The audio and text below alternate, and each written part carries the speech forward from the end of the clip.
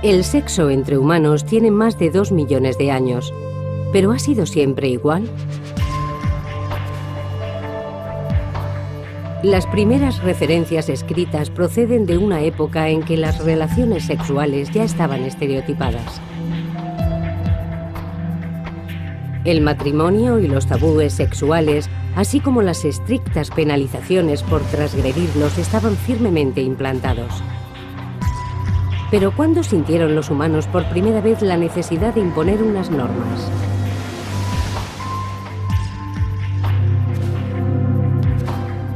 ¿Cuándo empezó el sexo a estar gobernado por la sociedad? El sexo en la antigüedad. La Edad de Piedra.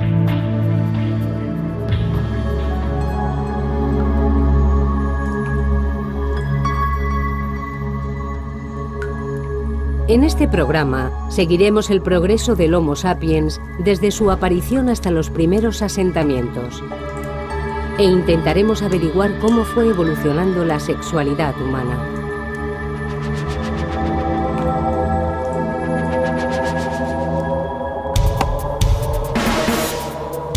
Los indicios físicos son escasos. Pero los expertos han analizado nuestra propia biología, el comportamiento de otros animales y los elocuentes hallazgos de pruebas arqueológicas. Y han logrado elaborar una teoría respecto al modo en que nuestros ancestros prehistóricos vivieron y amaron. La investigación sugiere que el tópico del hombre arrastrando del pelo a la mujer hasta una cueva dista bastante de la realidad.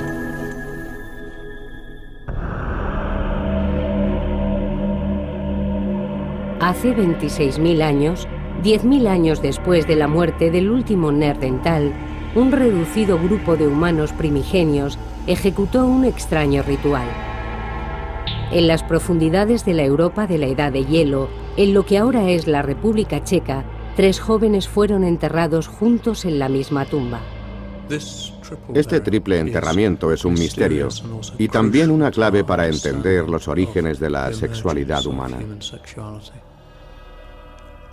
Si pudiéramos comprender qué sucedió aquí, ampliaríamos significativamente nuestros conocimientos acerca de este tema. Los enterramientos eran extremadamente raros en aquella época y este en concreto es único.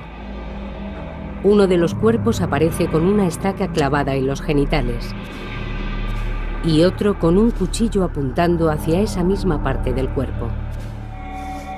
Y se echó polvo de ocre sobre los 3 cadáveres. Este triple enterramiento es el ejemplo más antiguo de una inhumación de naturaleza sexual de la que se tiene constancia. La fosa se conservó durante 26.000 años casi intacta antes de ser descubierta en una expedición arqueológica. Y además las circunstancias para excavarla eran propicias. Las posibilidades de que todo eso ocurra son infinitamente pequeñas. Desde su descubrimiento en 1956, cerca de la pequeña ciudad checa de Dolní Věstonice, los científicos han estado tratando de averiguar qué ocurrió. ¿Fue un crimen pasional? ¿Fueron ejecutados por transgredir las leyes sexuales? Se sabe que en el Paleolítico o Edad de Piedra, los pueblos que enterraban a sus muertos en Dolní Věstonice vivían en grupos pequeños y estables de unas 30 personas. Dedicaban el tiempo a cazar y a buscar comida, y por la noche dormían guarecidos en tiendas junto a hogueras de carbón. Llevaban ropa, esculpían herramientas y se trasladaban con las estaciones y la caza. Varias veces al año se reunían con grupos para intercambiar noticias y comerciar. Las personas que vivían aquí hace 26 o 27.000 años se mantenían en contacto permanente con otros pueblos. Intercambiaban piedra y formaban una comunidad cultural que se extendía desde Rusia hasta Francia y Gran Bretaña. Dolní Věstonice no era un lugar remoto, en absoluto, sino un centro esencial para la cultura del Paleolítico. Por eso este enterramiento constituye un hecho de gran relevancia en el proceso de formación de la sociedad europea. Hasta 1996, el profesor Eric Trinkaus no pudo someter a los esqueletos a un análisis completo de pruebas anatómicas y forenses. Descubrió que sus edades oscilaban entre los 17 y los 23 años, la época de plenitud reproductiva. Y también averiguó que los cadáveres de los laterales eran sin duda hombres, pero el de en medio resultaba más difícil de clasificar. Si nos fijamos en la cara, parecen los rasgos finos de una mujer. Y si observamos el tamaño y la fortaleza de la pelvis, también diría que es una mujer. Pero si aislamos la pelvis y examinamos su forma y otros detalles, también podría pertenecer a un hombre. La conclusión más probable es que se trate de una mujer. Pero en tal caso hablaríamos de una mujer que no ha parido nunca.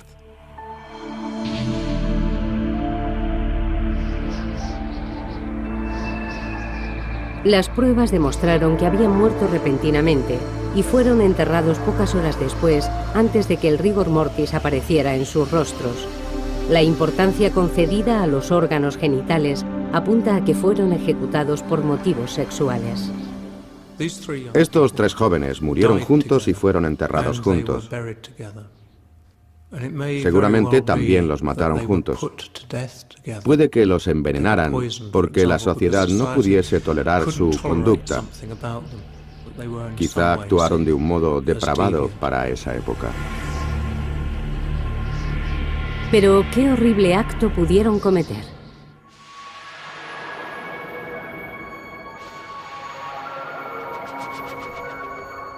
¿Cómo se concebía el sexo en una época tan remota? ¿Existió en algún momento de la historia un tiempo en el que no hubiera normas, una época idílica sin tabúes sexuales? Las investigaciones científicas sugieren que no. La prueba más temprana y mejor preservada del sexo prehistórico son nuestros propios cuerpos. Hace 5 millones de años, los humanos empezaron a diferenciarse de nuestros parientes primates más cercanos. Hace unos 3,5 millones de años, iniciamos nuestra andadura sobre 2 piernas. Hace 100.000 años, los hombres y las mujeres empezaron a asemejarse a nosotros. Y hace 26.000 años, la época en que se produjo el triple enterramiento, nuestros cerebros eran exactamente del mismo tamaño que ahora. Debemos ser conscientes de una cosa. No podemos pensar en nuestros antepasados como en los picapiedras. Si hubieran sido unos seres estúpidos, nosotros no estaríamos aquí. Si vemos al hombre prehistórico como un animal torpe que merodeaba en busca de comida, estamos muy equivocados. Entonces no habrían evolucionado. El hecho de que ya se parecieran a nosotros nos da una pista de cómo harían el amor. Seguramente, el modo en que nuestros ancestros mantenían relaciones sexuales hace 100.000 años se parecía mucho al nuestro. Cuando decimos que eran anatómicamente modernos, nos referimos a que su morfología sexual, sus penes y sus vaginas, coincidían con la de los actuales. Hay una especie de chimpancés, los bonobos, que copulan frente a frente. Así que es probable que nuestros antepasados hicieran el amor como lo hacemos nosotros.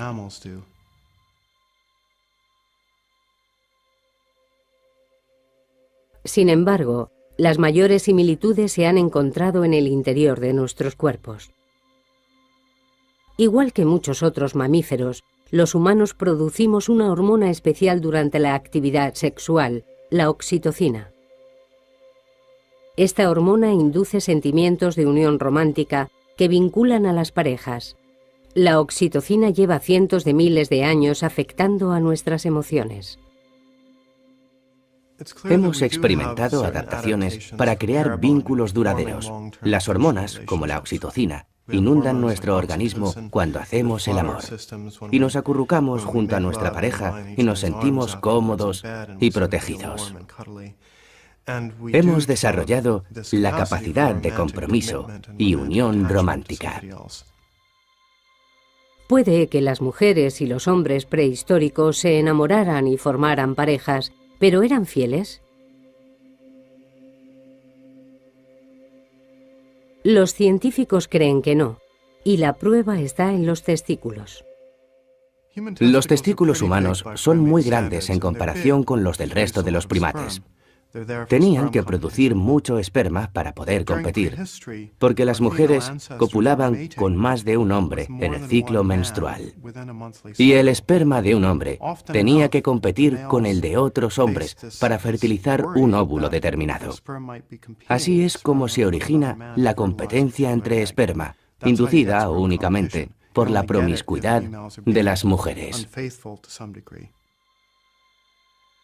La desconfianza y las hormonas que inducen al cariño nos llevan a aparearnos, lo que garantiza la supervivencia de las especies, pero también pueden generar conflictos.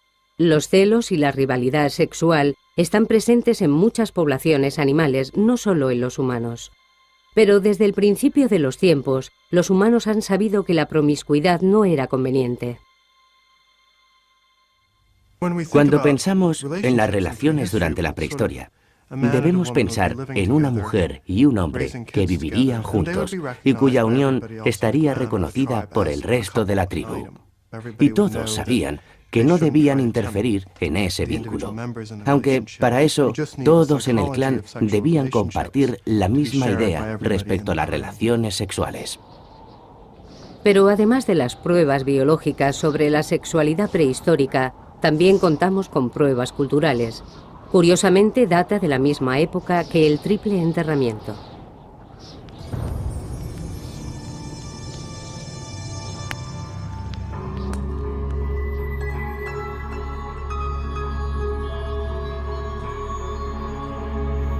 Un arqueólogo encontró este pequeño objeto en la orilla del Danubio, en 1908. Es de menor tamaño que la palma de una mano y se asemeja a una mujer con el pelo corto, pechos voluptuosos y unas caderas y unos muslos exageradamente grandes. Después de esta, se han hallado muchas figuras similares. Esta estatua de arcilla procede del mismo yacimiento del enterramiento. De nuevo, muestra énfasis en los pechos, las caderas y los muslos. ¿Qué serán estas extrañas figuras? ¿Se trata de diosas de la Edad de Piedra? ¿El icono sexual de la prehistoria? ¿O son solamente arte? Algo destacable respecto a estas figuras es que la gente tenía que emplear bastante tiempo en esculpirlas.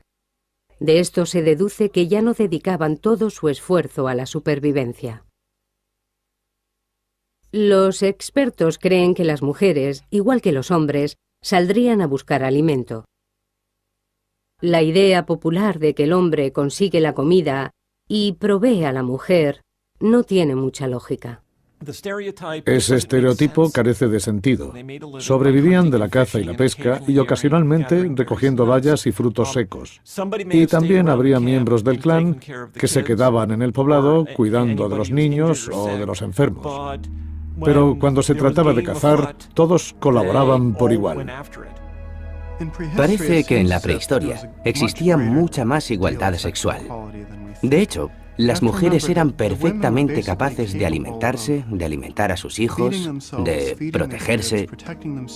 Vivían en grupos unidos y se desenvolvían muy bien sin los hombres. No los necesitaban tanto, y eso les concedía muchísimo poder. Los estudios sobre grupos cazadores y recolectores también apuntan a la igualdad.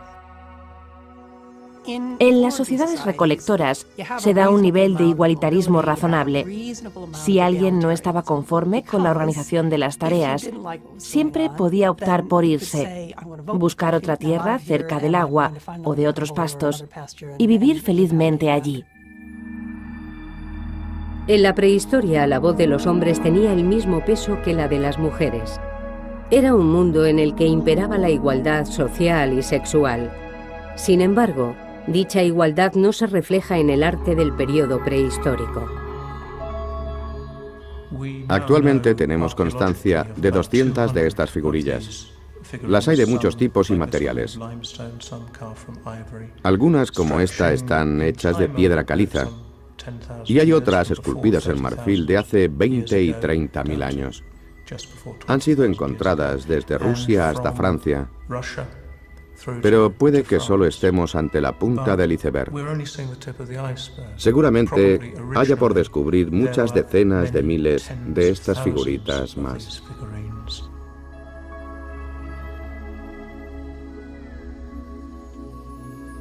En contraste, se han encontrado muy pocas figuras de hombres.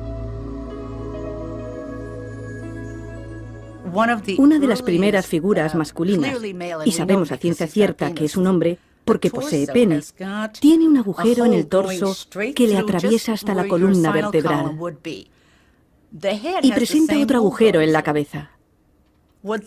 Son los restos de un muñeco. Es una de las primeras representaciones de un hombre y se trata de una marioneta. Resulta curioso.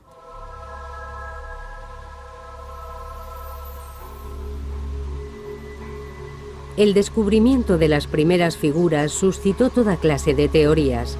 Según la más popular, en la prehistoria, se consideraba a las mujeres diosas madre. Las rendían culto porque tenían la capacidad de crear vida.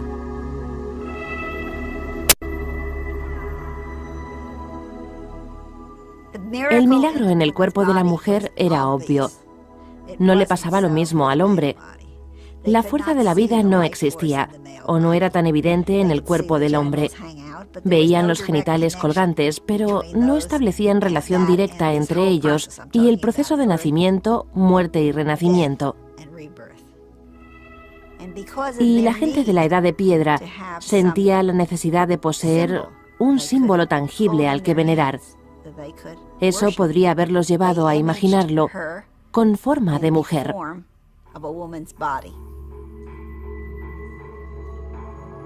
Esta teoría resulta bastante probable. El tamaño exagerado de los pechos, el vientre y los genitales sugieren un vínculo con el sexo y la fertilidad. Pero la teoría de la diosa madre no está universalmente aceptada. Si son imágenes de culto, como se las llama, las encontraríamos en más lugares. Pero no han sido halladas en lugares de veneración. No han aparecido en ningún altar, ni en lo que se considera que pudieron ser templos. Además, muchas de ellas están rotas, y otras muchas se han encontrado en fosas para desechos. El mito no tiene una base firme en la que sustentarse.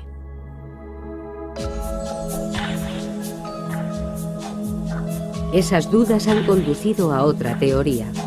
Quizás solo reflejaban el canon de belleza de la Edad de Piedra. La mayoría de los especialistas que las han estudiado son hombres y han interpretado las figuras desde su punto de vista. Algunos infieren que al ser mujeres y estar desnudas, debían ser una representación del icono sexual. También han pensado en ellas como artilugios educativos, algo fabricado por mujeres para transmitir los secretos de la feminidad a las jóvenes de la tribu. No tenemos por qué asumir que fueran fabricadas por hombres, ni que fueran fabricadas para hombres. De ahí que sea tan complicado atribuirles una función.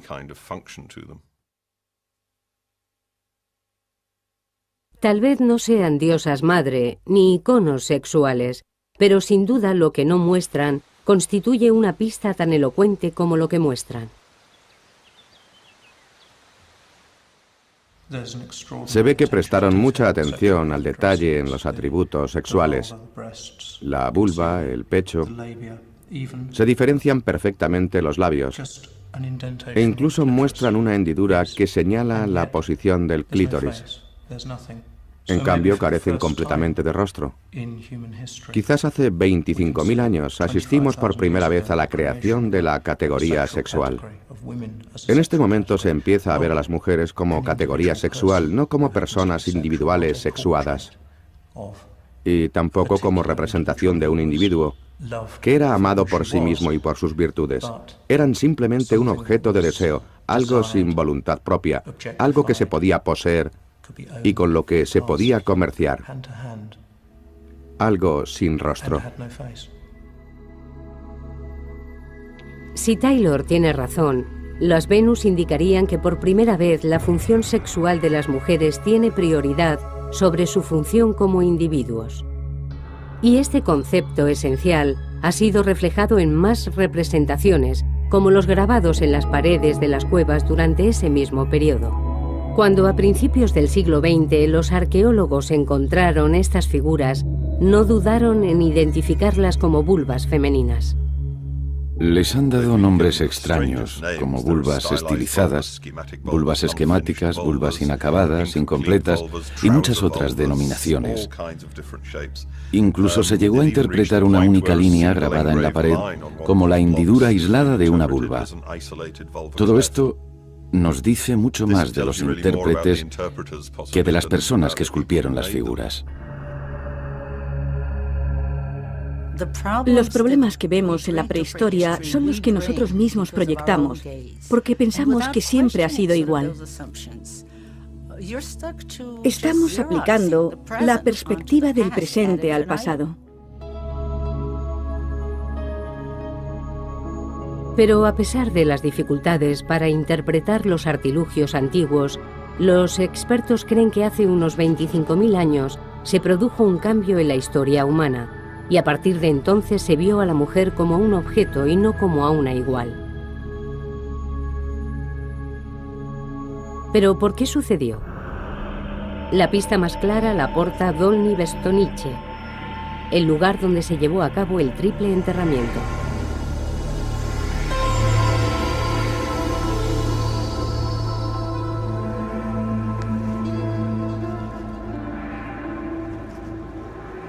En un determinado momento de la prehistoria, los seres humanos decidieron regular las relaciones sexuales entre los hombres y las mujeres.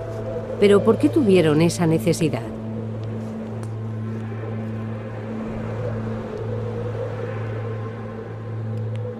En la Edad de Hielo, cuando los grupos eran pequeños y estaban estrechamente unidos, no se necesitaban normas.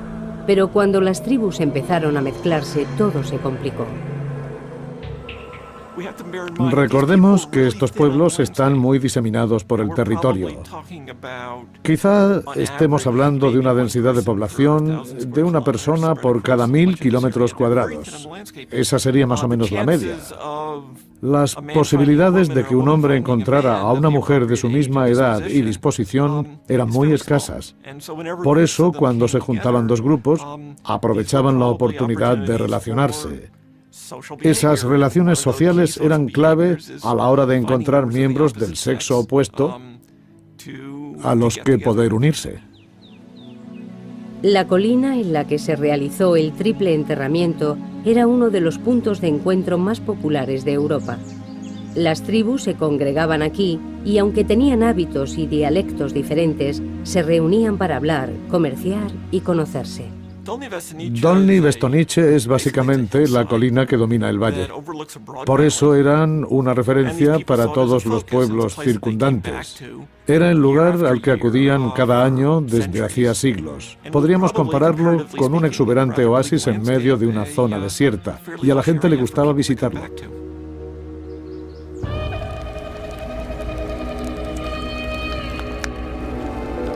Las reuniones en la colina constituirían un acontecimiento de gran relevancia. Era una oportunidad de conocer a otras personas y de unirse a ellas. La gente se congregaba aquí en considerables multitudes para las ceremonias de búsqueda de pareja o para cualquier otro tipo de celebración. Era un sitio de agregación, como se los conoce técnicamente. Es un término arqueológico que designa estos lugares, donde los pueblos permanecían un tiempo y realizaban actividades sociales. Pero el éxito de Dolní acabó, en cierto modo, perjudicando a las tribus. Cuantos más pueblos se congregaban, más se debilitaba la estabilidad social y sexual de cada uno en particular. Cada vez eran más los candidatos y más las oportunidades de tener relaciones sexuales. Por eso, con estas agrupaciones a gran escala, surgieron ciertas normas sobre el sexo. Pero las normas están para romperse. En Dolní Věstonice había un grupo de 100 o 200 personas viviendo juntas. Y también allí es donde se localiza este enigmático enterramiento. Quizá nunca podamos reconstruir con exactitud la historia, pero intuimos que pudo deberse a la violación de alguna norma sexual. O puede que el enterramiento en sí fuese un modo de implantar una norma, quizá la primera ley referida al sexo. Pero ¿podemos inducir algo concreto respecto a dichas normas a partir de este enterramiento? La mejor pista la hallamos en el modo ritual en que fueron colocados los cuerpos. No se ha encontrado ningún otro enterramiento tan elaborado de aquella época. La mano del hombre de la izquierda está colocada sobre el pubis de la mujer en el medio. Le giraron todo el cuerpo para enterrarlo mirando hacia ella. Pero el brazo de la mujer está enganchado al hombre de la derecha, como si existiera una relación establecida entre ellos. Él tiene la cara contra el suelo. Fue enterrado boca abajo. Parece que la posición de los cuerpos guarda algún tipo de significado. El hecho de que el cuerpo de la derecha descanse sobre su abdomen tiene alguna explicación, y no se ven rastros de cambio de posición o movimientos. Desde luego, la postura transmite un mensaje, pero no sabemos cuál. Eso sigue siendo una incógnita.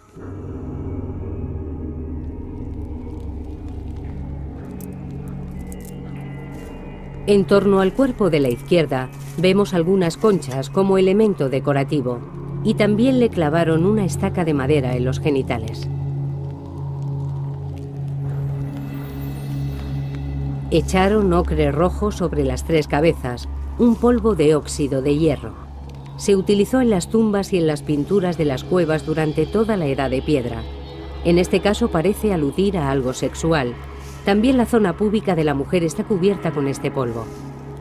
La cabeza del hombre de la izquierda muestra una segunda capa de ocre rojo y un diente de lobo. Aquí se ve una especie de costra. Es del individuo de la izquierda. Una gran corteza de polvo rojo y el diente agujereado de un animal. Obviamente, todo esto fue premeditado y tenía alguna intención.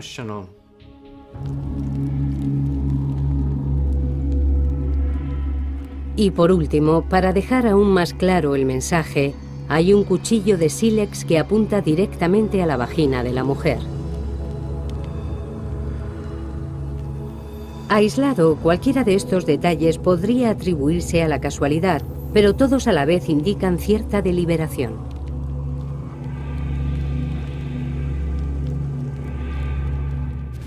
La teoría más probable es que el hombre de la izquierda es un intruso en la relación de los otros dos.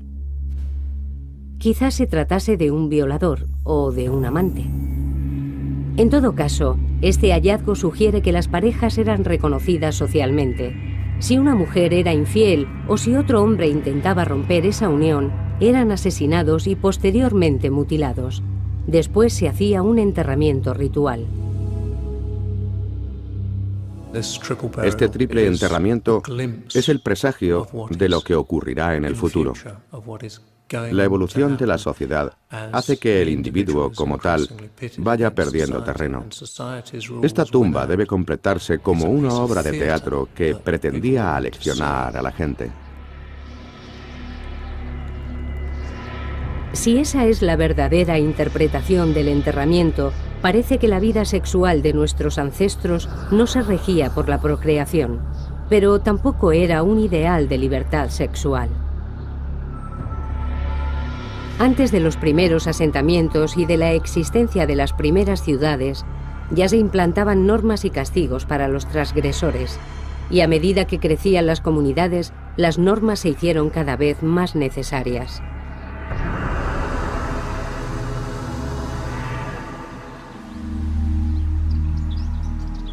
En torno al año 8000 a.C., los hielos que cubrían grandes territorios empezaron a retraerse. Con el incremento de las temperaturas, las tribus nómadas empezaron a asentarse en los pastos. En lugar de recoger frutos, bayas y grano, domesticaron a los animales y plantaron sus propios cultivos.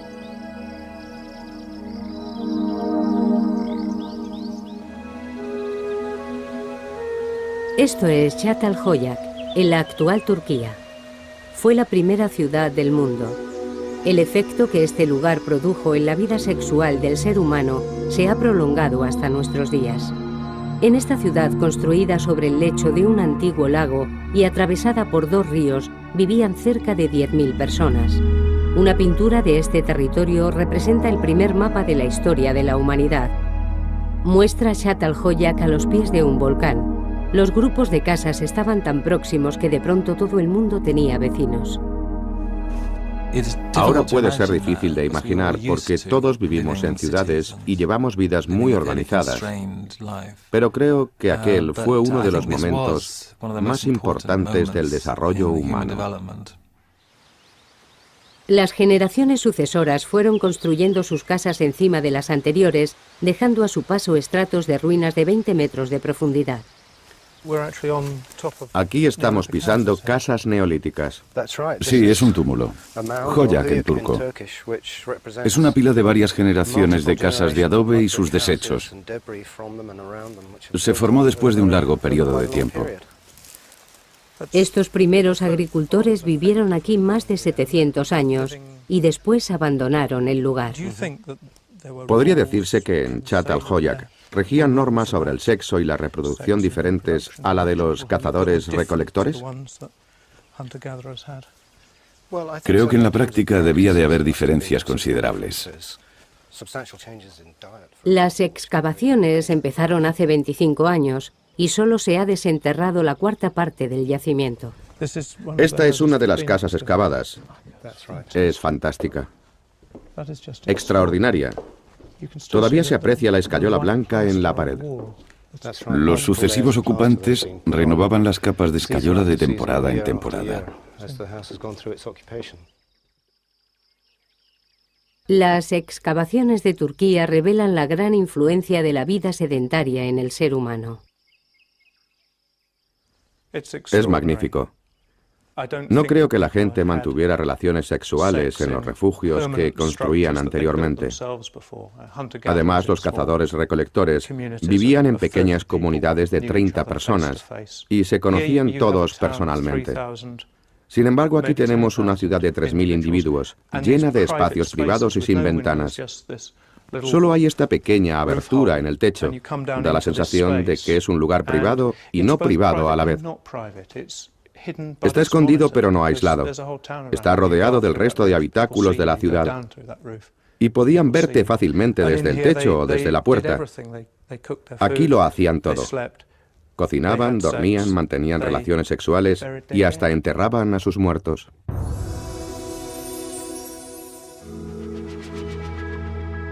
Si las congregaciones en Dolní Bestonice ya provocaron ciertos problemas, la convivencia en un asentamiento permanente sería aún más difícil.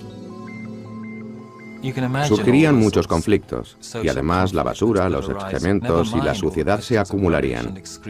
Las restricciones sociales serían cada vez más estrictas porque, obviamente, había que regular la convivencia.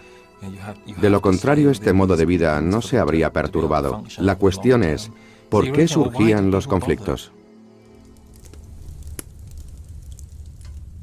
En Çatalhöyük, el uso del espacio estaba muy regulado.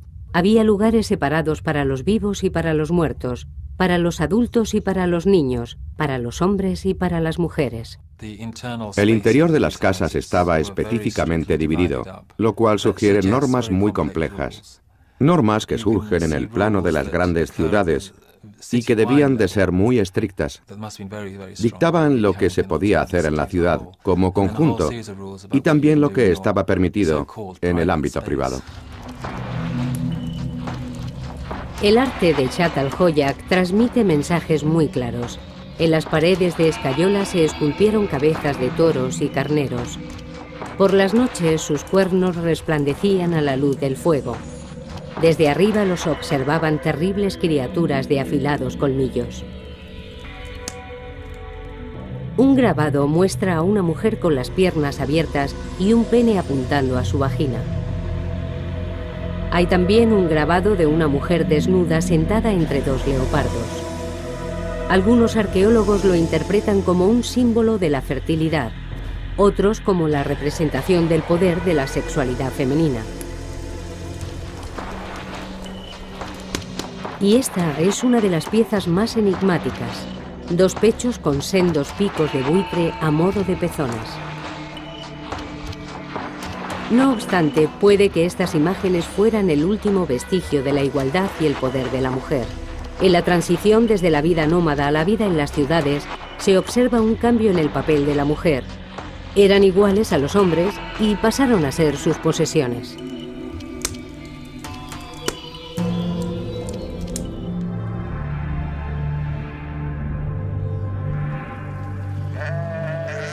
Cuando nuestros ancestros dejaron la vida como cazadores-recolectores y se organizaron en ciudades, todo fue sometido a revisión. En especial los planteamientos sexuales. Las mujeres se dieron cuenta de que ser símbolo de la fertilidad no era ningún privilegio. En Zhat al-Hoyak, los niños trabajaban en el campo, a menudo hasta la extenuación. Entre los esqueletos encontrados en el yacimiento son muchos los niños menores de 10 años. Además, ya se conocían métodos que permitían a las mujeres tener más hijos. La domesticación de animales supuso un suministro constante de leche. Cocinada en forma de gachas, podía utilizarse para amamantar a los bebés. Así las mujeres podían dejar antes la lactancia y volver a procrear. En las sociedades de cazadores-recolectores, la población se mantenía estable. A partir de ahora experimentaría una significativa expansión, ya que las mujeres parían con más frecuencia. Y si no estaban cuidando de los niños, tampoco les faltaban tareas de las que ocuparse. Moler el grano para hacer las gachas era un proceso laborioso. Basta con observar el dedo gordo del pie. Para llegar hasta el final, había que forzar mucho los dedos gordos y al poco tiempo se empiezan a sentir las consecuencias del esfuerzo. Lo primero que se nota es un abultamiento en la articulación que deja al hueso en ángulo recto. Esto es el principio del dedo gordo del pie. Lo colocaban en ángulo recto y empujaban con fuerza contra el suelo. Después de mucho tiempo, aunque podían seguir moviendo la articulación, ya no tendrían cartílago. Todo sería hueso y debía de ser muy doloroso. Seguramente es la primera lesión por motivos laborales de la historia. Pero trabajaban a pesar del dolor.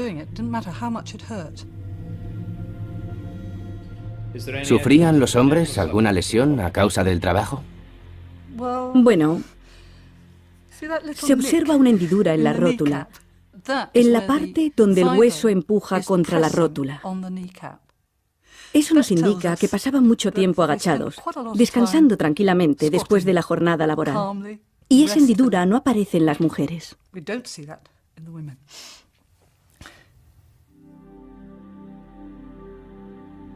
Si la vida nómada se caracterizó por cierto nivel de igualdad entre los sexos, dicha igualdad no tardaría en desaparecer. Las mujeres se convirtieron en máquinas de moler y criar. Hay pruebas que apuntan incluso a que su vida sexual también quedó marcada por la tradición. Obviamente es imposible saber con certeza las posturas que adoptaban para hacer el amor.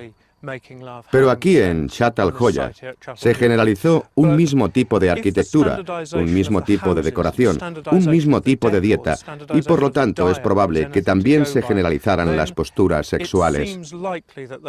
Ignoramos qué postura se implantaría, pero mi teoría es que las mujeres no se colocarían encima. En esta época se les exigía ser más prolíficas que nunca y cuidar después de los niños. Habían perdido su parcela de poder, así que tal vez las obligaban a ponerse a cuatro patas como los animales que domesticaban. Algunas de las figuras sugieren esta posición. Zat al-Hoyaq representa una de las primeras fases de la evolución neolítica, una revolución que tuvo su efecto en el modo de vida, pero también en el pensamiento. Los nómadas poseían un cuchillo, un hacha y unas cuantas aptitudes, pero la agricultura aumentó el interés por los bienes materiales. Los cultivos, los animales y la tierra se convirtieron en propiedades que había que conservar y legar después de la muerte. Los hombres quieren asegurarse de que su tierra es heredada por los niños que llevan sus genes. Por supuesto, aún no entendían nada de genes, pero sí de la paternidad, y eran muy protectores con sus mujeres. Improvisaban toda suerte de velos, y surge un intenso deseo por controlar la sexualidad femenina. Y el mejor modo de controlar a una mujer era poseerla oficialmente. El método era el matrimonio. La propiedad adquiere gran relevancia en los poblados sedentarios y la tierra es una propiedad que debería heredarse de una generación a otra. Y es en este punto en el que el matrimonio cobra más importancia. A partir de ese momento, el matrimonio consiste en producir herederos, niños concebidos para heredar todas las riquezas de alguien. Así que la faceta de la vida en pareja pasa a un plano completamente secundario. En Zat al-Hoyaq reinaban todas las condiciones para que la institución del matrimonio prosperara. Las mujeres aún eran el símbolo de la fertilidad, pero esa fertilidad podía ser poseída igual que una oveja o una fanega de maíz. Las nuevas comunidades agrícolas crean el concepto de propiedad. Por primera vez se puede poseer una casa que se ubica en un lugar determinado. Estos son los estratos de casas construidas unas encima de otras. Eran propiedad de un linaje o de una familia, por eso los enterramientos se hacían bajo el suelo de cada estrato.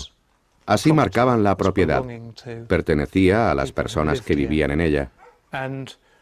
Pero debemos reflexionar también sobre el derecho a poseer otros seres humanos. En la propiedad de las personas es donde surge el concepto de matrimonio.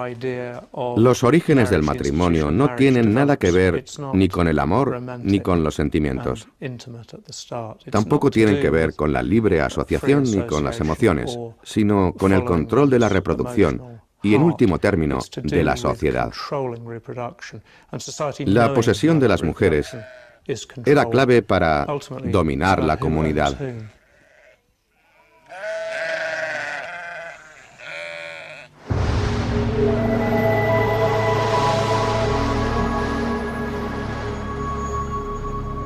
Al final, la mayor parte de los pueblos decidieron asentarse, pero no todos al mismo tiempo. Hubieron de pasar otros 5000 años para que los asentamientos llegaran a las Islas Británicas, y para entonces los conceptos de propiedad y matrimonio ya estaban firmemente establecidos. Uno de los asentamientos neolíticos mejor conservados del mundo está en las Orcadas, en la costa de Escocia. Data del año 3000 a.C. No obstante, comparado con Zat al-Hoyaq, Shara Bray es diminuto. Su población fija se estima en menos de 100 personas en un periodo de 600 años. El yacimiento fue descubierto en 1850, cuando una fuerte tormenta levantó la capa de tierra que cubría una comunidad de 10 casas. Cuando se empezaron a levantar las primeras casas en este lugar, en las Orcadas y en otras partes del mundo, había pueblos que llevaban 5000 años asentados, como en Egipto y Oriente Próximo. Allí surgieron las primeras ciudades y estaba apareciendo la escritura, pero esos cambios llegaron aquí mucho después. Seguramente los pobladores provenían de la parte continental de Escocia. Aún cazarían y pescarían, pero tenían habilidades para la agricultura y cuidaban ganado bovino. Asentados en su poblado, empezaron a hornear pan y a fabricar cerveza. Igual que en Zat al-Hoyaq, aquí las casas también se disponen en torno a un núcleo central. Todas tienen un enorme aparador de piedra y junto al fuego 2 camas de losa. Una cama era para el marido y la mujer, y la otra para los niños. Se trata de las camas más antiguas del mundo. Si nos fijamos, vemos que a ambos lados de la cama hay una especie de sujeción. Serviría para sujetar los helechos, o lo que emplearan para hacer algo mullido como colchón. Esos materiales se cambiarían cada cierto tiempo. En las esquinas observamos unos soportes que seguramente sujetarían una estructura superior. Era como un dosel, sobre el cual apilarían pieles, vellones y otro tipo de ropas de abrigo. Supongo que utilizaban los vellones para darle al dormitorio el ambiente más acogedor posible. Algunos sitúan en Skara Brae una de las primeras ceremonias nupciales de la historia. Sabemos que aquí en Skara Brae la comunidad no era genéticamente autosuficiente. Estaba formada por muy pocas personas, así que tuvieron que traer parejas de otros pueblos o marcharse y unirse a gente de otras tribus. La normativa debió de ser crucial. Había un sistema de alianzas que determinó el orden de la sociedad en las Orcadas hace 5000 años. El anillo de Brodgar se construyó durante el periodo de vida de este pueblo. Originalmente, más de 100 monolitos de piedra formaban un círculo perfecto. Como en Çatalhöyük, la gente de Skara Brae invertía en un futuro para sus hijos. Por eso, sus comunidades y el matrimonio eran prioritarios. No sabemos cuál era la función de ese anillo de monolitos, pero su construcción debió de suponer un inmenso esfuerzo para toda la comunidad. No se trataba de un monumento funerario, aunque sí es un lugar ceremonial. Si pensamos en el tipo de ceremonias que podrían haberse oficiado aquí, el matrimonio parece una sólida posibilidad. Aquí se certificarían los vínculos que unían a los pueblos. El matrimonio no como acto de amor, sino para establecer una relación de poder y posesión. Finalmente se formalizó y se implantó como institución. Se completa así un proceso de miles de años. En un principio imperaban la libertad y la igualdad entre hombre y mujer, pero con la introducción del matrimonio, el sexo y la reproducción quedaron sometidos a un estricto control. En asentamientos 5000 años anteriores a los de las Orcadas, comenzó el sometimiento de la mujer. La situación se formalizó aquí y ha perdurado casi hasta nuestros días.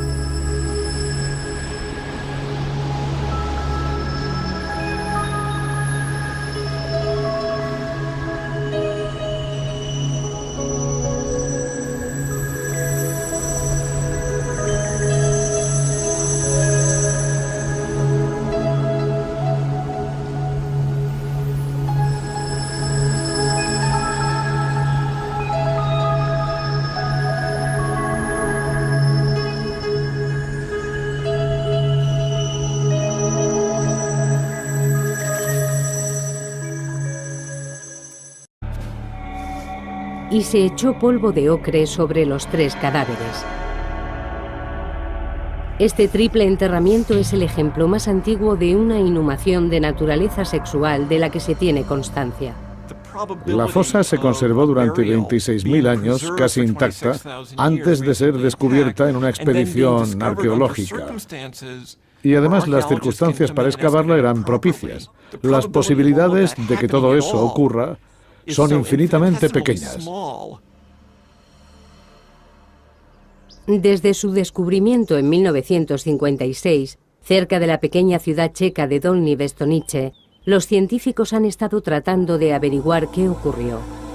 ¿Fue un crimen pasional?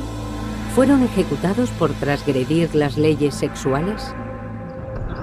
Se sabe que en el Paleolítico o Edad de Piedra, los pueblos que enterraban a sus muertos en Dolní Věstonice vivían en grupos pequeños y estables de unas 30 personas. Dedicaban el tiempo a cazar y a buscar comida, y por la noche dormían guarecidos en tiendas junto a hogueras de carbón. Llevaban ropa, esculpían herramientas y se trasladaban con las estaciones y la caza. Varias veces al año se reunían con grupos para intercambiar noticias y comerciar. Las personas que vivían aquí hace 26 o 27.000 años se mantenían en contacto permanente con otros pueblos. Intercambiaban piedra y formaban una comunidad cultural que se extendía desde Rusia hasta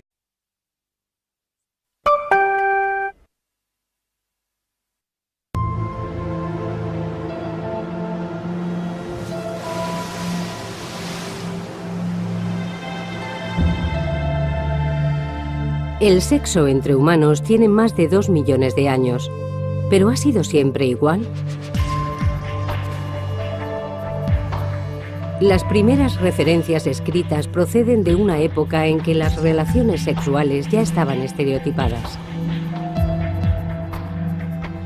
El matrimonio y los tabúes sexuales, así como las estrictas penalizaciones por transgredirlos, estaban firmemente implantados. Pero ¿cuándo sintieron los humanos por primera vez la necesidad de imponer unas normas?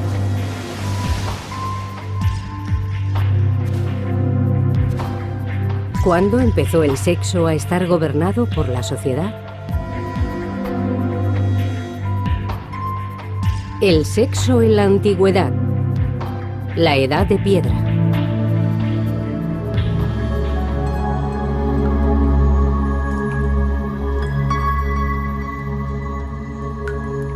En este programa seguiremos el progreso del Homo sapiens desde su aparición hasta los primeros asentamientos e intentaremos averiguar cómo fue evolucionando la sexualidad humana.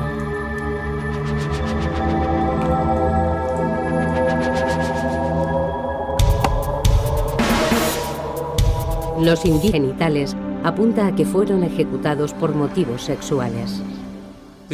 Estos 3 jóvenes murieron juntos y fueron enterrados juntos. Seguramente también los mataron juntos. Puede que los envenenaran porque la sociedad no pudiese tolerar su conducta.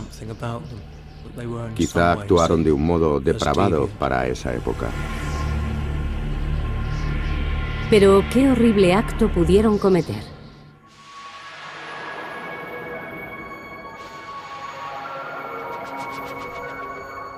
¿Cómo se concebía el sexo en una época tan remota?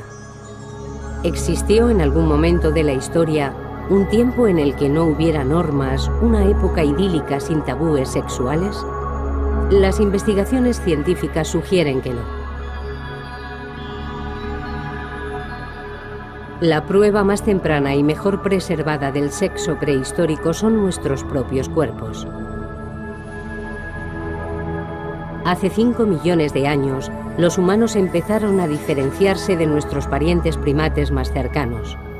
Hace unos 3 millones y medio de años, iniciamos nuestra andadura sobre 2 piernas. Hace 100.000 años, los hombres y las mujeres empezaron a asemejarse a nosotros. Y hace 26.000 años, la época en que se produjo el triple enterramiento, nuestros cerebros eran exactamente del mismo tamaño que ahora. Debemos ser conscientes de una cosa. No podemos pensar en nuestros antepasados como en los picapiedras. Los físicos son escasos. Pero los expertos han analizado nuestra propia biología, el comportamiento de otros animales y los elocuentes hallazgos de pruebas arqueológicas. Y han logrado elaborar una teoría respecto al modo en que nuestros ancestros prehistóricos vivieron y amaron. La investigación sugiere que el tópico del hombre arrastrando del pelo a la mujer hasta una cueva dista bastante de la realidad.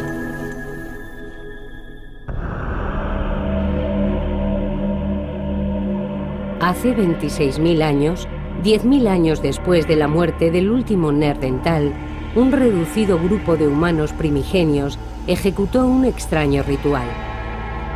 En las profundidades de la Europa de la Edad de Hielo, en lo que ahora es la República Checa, 3 jóvenes fueron enterrados juntos en la misma tumba.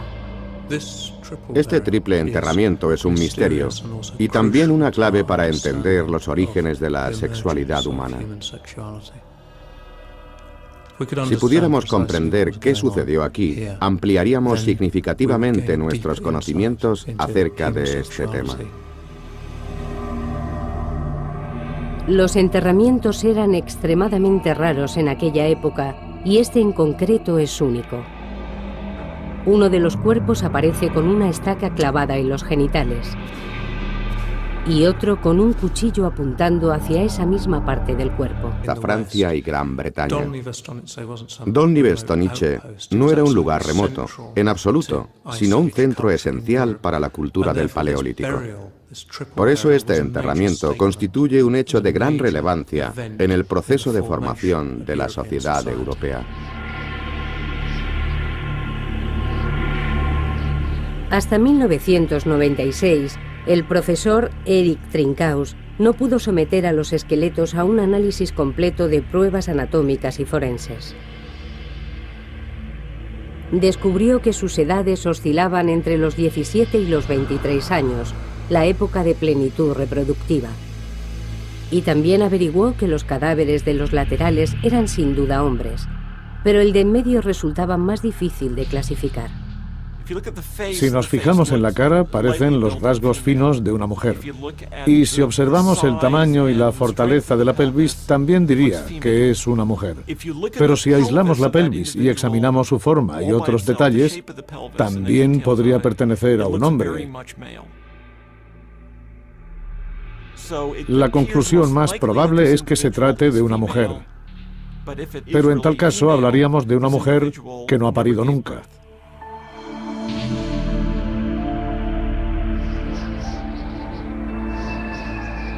Las pruebas demostraron que habían muerto repentinamente y fueron enterrados pocas horas después, antes de que el rigor mortis apareciera en sus rostros. La importancia concedida a los órganos